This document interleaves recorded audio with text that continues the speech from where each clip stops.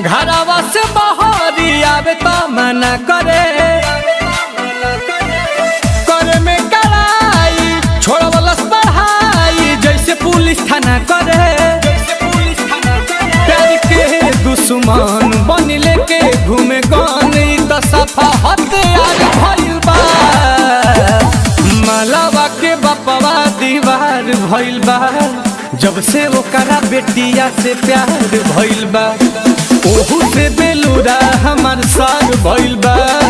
अब तो सफा दुर्लभ दीदार भइल बा हथियार भइल बा जब से प्यार भइल बा।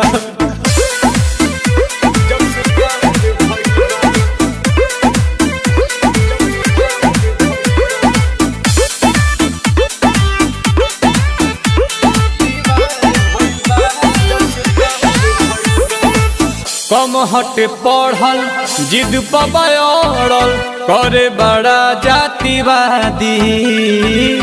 ताही में लागब हाली लेके भागब ऐसे तो होखे ना दिशादी। पुरनका में के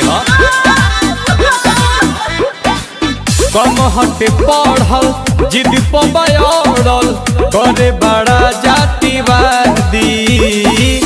ताही में लागब हाली लेके भागब ऐसे तो होखे ना दिशादी।